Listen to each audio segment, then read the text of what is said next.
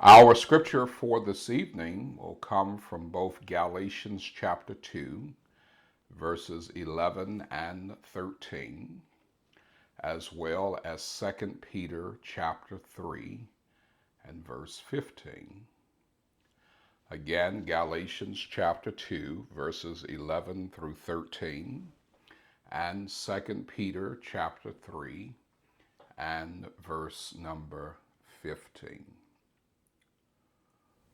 Over the last few sessions, we have been talking about identifying with Christ and talking about what it means to be united in Christ. All of that sounds good. How could it not be? Identifying with Christ, being united in Christ. Of course, it sounds good. And you're going to say, what is the but? But what happens when we have to deal with others who are not always easy to get along with, and they too are in Christ?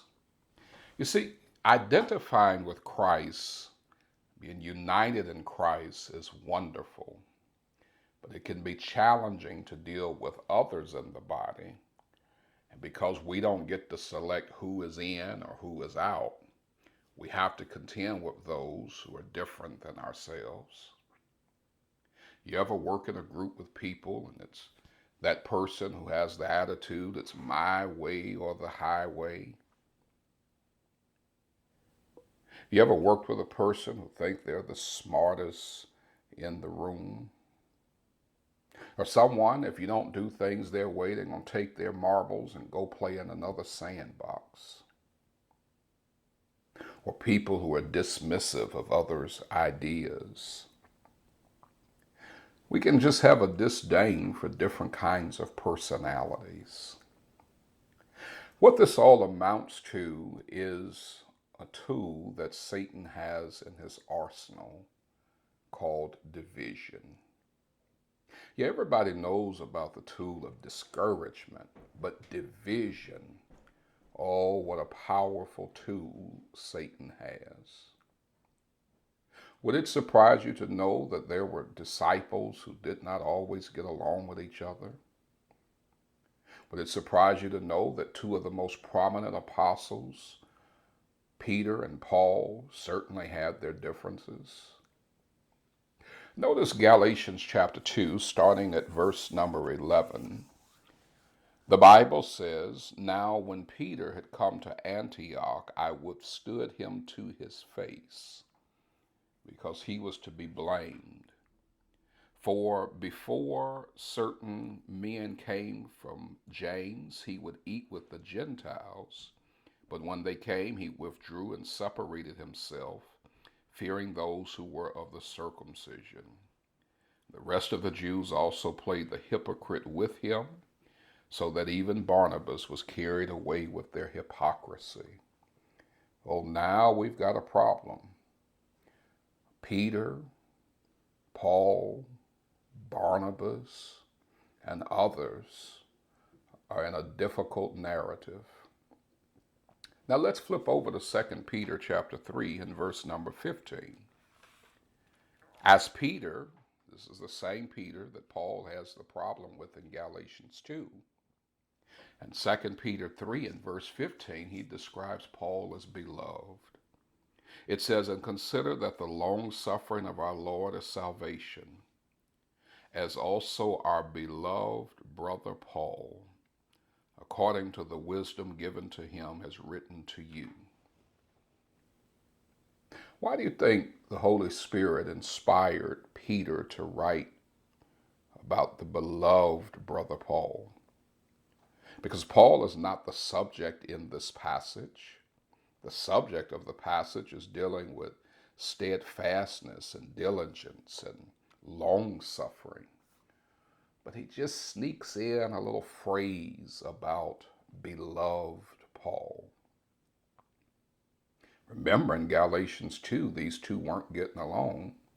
2 Peter 3, he's beloved Paul. Well, let's look at a profile of these individuals. Peter was Jewish. Paul was Jewish, but he also had Roman citizenship. Peter was a fisherman. Paul was a tent maker. Peter wrote and preached primarily to a Jewish audience. Paul preached primarily to a Gentile audience. Peter's ministry was more or less confined to Jerusalem. Paul's ministry was that of a missionary. He was all over the place. Peter's personality was that he was impulsive. He made mistakes. Paul was bold, strategic, and assertive. As we look, we can see various differences in their personalities, in their preaching ministries. And what we see in Galatians 2 are two people with two completely different personalities, two completely different ministries, two completely different styles that seemingly can't get along with one another. But then again in 2 Peter chapter 3, verse 15, we see him being referred to as beloved. That is Peter referring to Paul. What happened from Galatians 2 to 2 Peter 3? Well, one of the things that happened is the passage of time. But more importantly, maturity. You see, the book of Galatians, or the letter to the church at Galatia, was written somewhere in the 40s, AD 40s. The letter that Peter writes, 2 Peter chapter 3, is written somewhere between AD 65, maybe AD 100, somewhere in there. Scholars are not in agreement.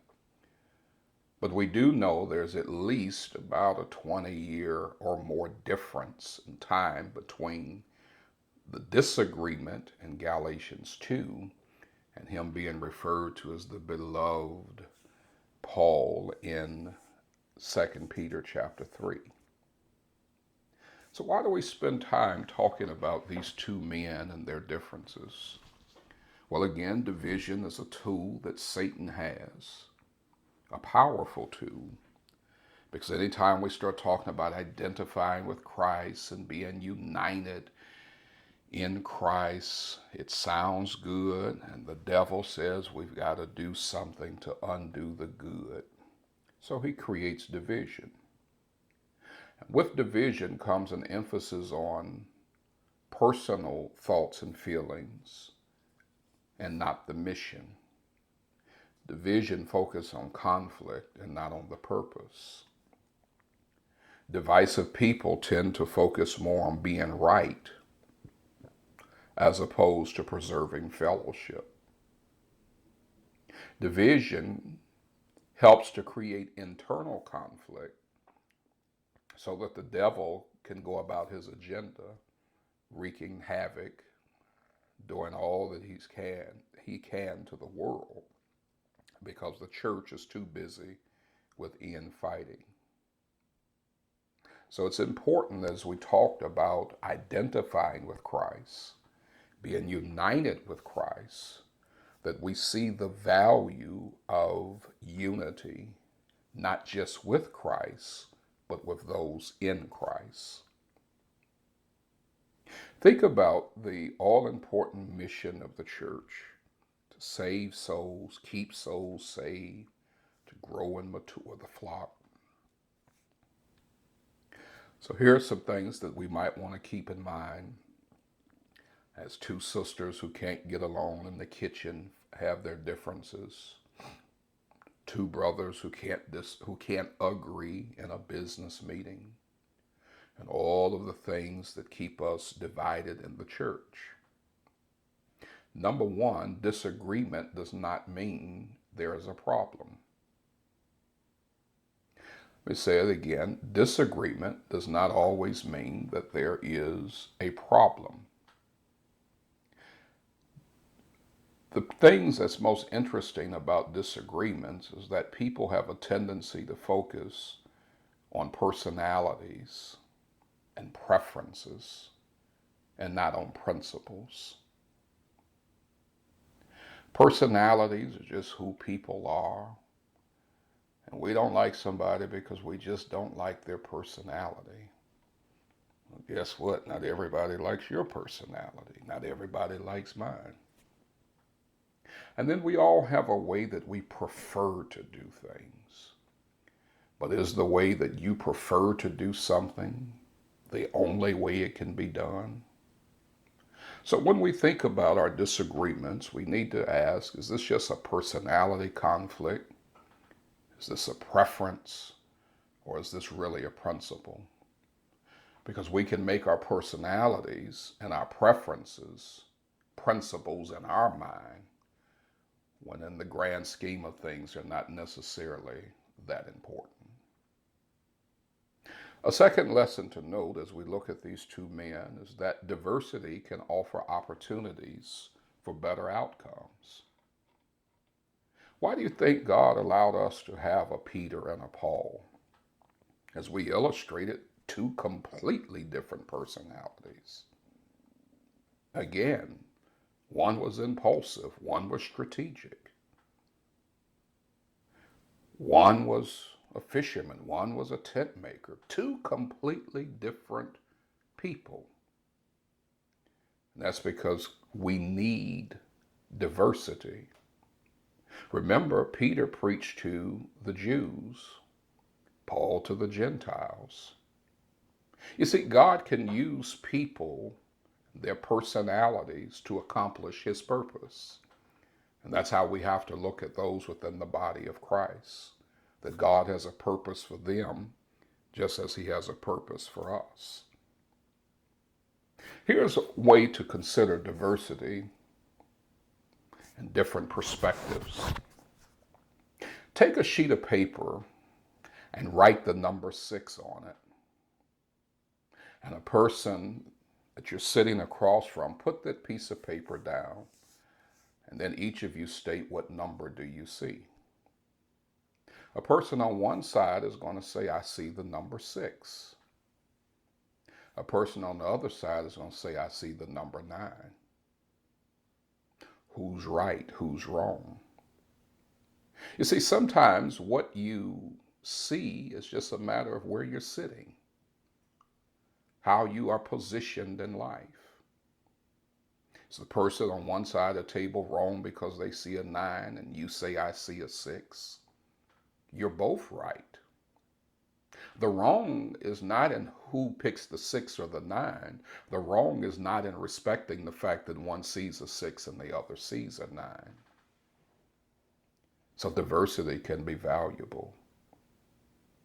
The last thing is to determine to focus on the mission and not me, myself, and I. If we get me, myself, and I out the picture, we can focus on the bigger picture, which is to exalt Jesus, to exemplify the Holy Spirit, and to exclaim the kingdom of God. Again, it's exciting to talk about identifying with Christ and being united in Christ. And sometimes we have to identify with each other and be united, even when our personalities and our preferences get in the way.